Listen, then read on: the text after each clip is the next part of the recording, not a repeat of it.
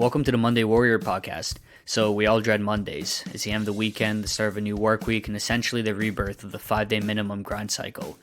We've all heard of the term weekend warrior, where we suffer for the week to live it up for the weekends. But what if we didn't have to suffer for the week just to enjoy those 2 days off? What if we could actually enjoy more than 2 of the 7 days of the week? What if we could not only take back Monday, but also Tuesday, Wednesday, Thursday, and Friday? The Monday Warrior podcast aims to challenge your opinions and attitude on the workweek cycle, to look at the new week with opportunity for improvement rather than inevitable dread, and to provide you with the necessary motivation to harden your mentality and to 180 your perspective on your current circumstances.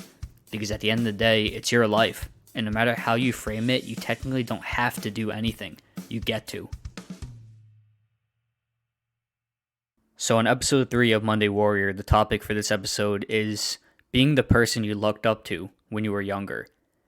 Think about the time when you were a kid, and think about your role models, possibly older siblings, parents, friends of older siblings, and think about how you thought and how you saw these people as, smart, strong, brave, responsible. They were essentially these icons of invincibility, and they were just these paragons, these perfect models of everything that you wanted for your future self, and everything that you thought was achievable and was possible. And there's just something about the innocence and understanding of strength and confidence when you're younger. It's like how we saw our parents. We thought that our parents were invincible because they were our caretakers and they solved all the problems that we needed them to solve for us. Even if there were things that, are becoming so much more relative as we're growing older, or if we're already there, like doing taxes, just making food, being able to drive a car, but things that we didn't quite understand when we were younger. And we saw our parents as invincible, as nothing could harm them. They couldn't get sick. They just weren't like us, really, And I think that there's a severe disconnect with our expectations when we're children with the reality of what the world is now. And it doesn't have to be that way. Because what if your life could be like the way you saw your parents as when you were younger? As being invincible, as yourself being an icon.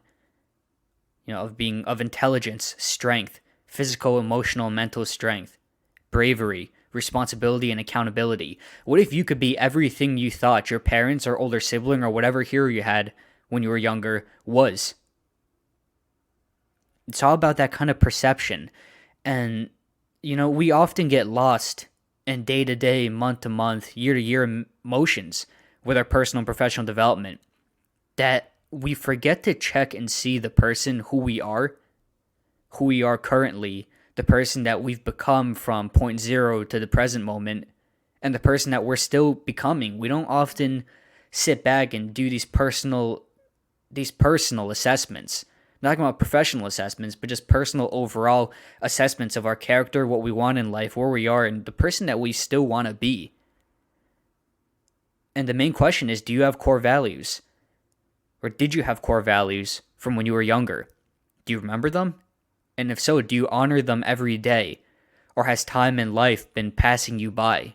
And it's becoming harder and harder to remember the things you cared about the most, especially when you were younger, of how you saw your future, how you saw what you wanted to do. Because no one ever plans for problems in life. No one ever plans to be a drug dealer. No one ever plans to have an addiction. No one ever plans to deal with emotional problems. And we always want the best for ourselves when we're younger, but reality often does get into the way. But the problem is, or the question is, it depends on how much you let your reality get into the way. And that comes down to a problem or a case of perspective. So one thing I want you to do is to revisit all the wildest dreams, the craziest dreams. Crazy now, it seems, maybe, when you were younger. Possibly aspirations of becoming a movie star, of becoming the president of the country.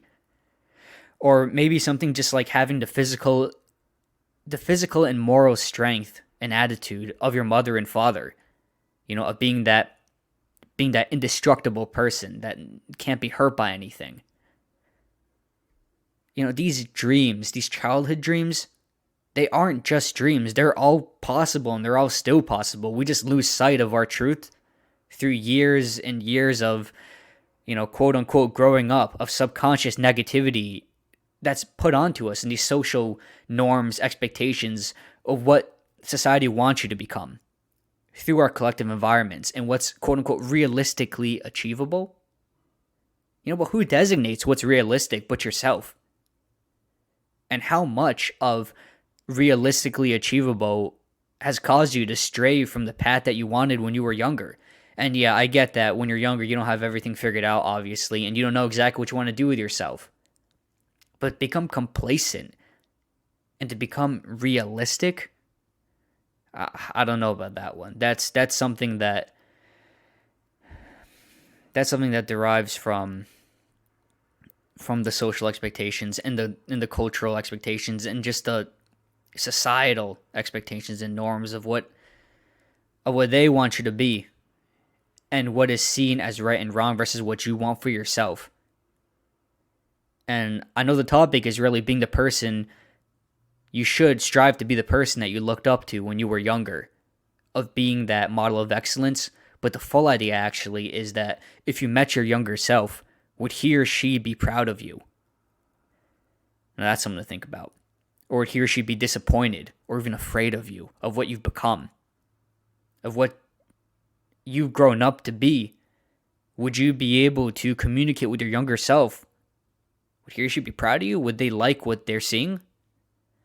It's good to revisit this raw emotion from time to time. And it's good to revisit this kind of idea. It really keeps us accountable. And it really lets you give yourself, a personal checkpoint in life. Especially a good gut check and a good value check. What are your values? Do you honor them? Or has time and life been passing you by? These are all things you can designate yourself. And it's just the concept of the childhood dream and the childhood perspective and expectation of role models. You can be that person. It's all still possible. Just don't let your mind be polluted by what everyone else wants you to be. So the quote of this episode is a quote by Heraclitus. And that's, "No man ever steps in the same river twice, for it's not the same river, and he's not the same man." And the way that I interpret this quote is that, all things in life are consistently changing. And that, that's just the fact of life. Like, nothing ever really stays the same. But the difference is that you can control the direction of how things change for you. Can you control everything? No, absolutely not. Things in life happen. Accidents happen. The unexpected happens. What do they say? Reality is often stranger than fiction. You can't control everything. But you can control what you can. Like healthy habits. Studying more. Eating better. Eating cleaner. Exercising more frequently. Working on your social and romantic relationships, reaching out to people, etc. These are all things that you can control. And the other thing that you can control is how you handle life situations, the unexpected. These are things that you are in control of. And the idea is that practicing this and being aware of the things that are in your locus of control is that when you approach the river again, which I see in this quote as a metaphor for life's challenges and difficult situations, you'll be ready. And life situations do not stagnate. Certain situations will not be easier to overcome necessarily. They'll always be advancing and evolving to challenge you. They'll always be with you, riding your coattails or maybe ahead of you if you're not on top of it. You just have to make sure that you're changing at least the same rate that life's obstacles are, or ideally at a faster rate. So when the opportunity or challenge comes, life's challenge, which honestly every challenge is an opportunity, when it comes to get better, you'll be ready for it and you'll be prepared. Because not only is that river not the same, you're also not the same man. Thanks for listening.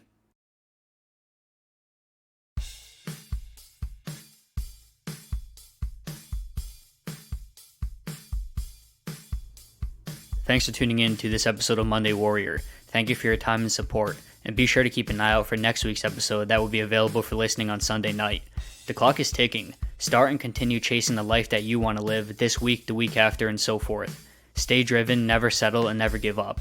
Never forget that the shackles of restriction and limitation start and end in our minds. We are free the moment we and we alone tell ourselves so. Now go out there and tear this week to shreds.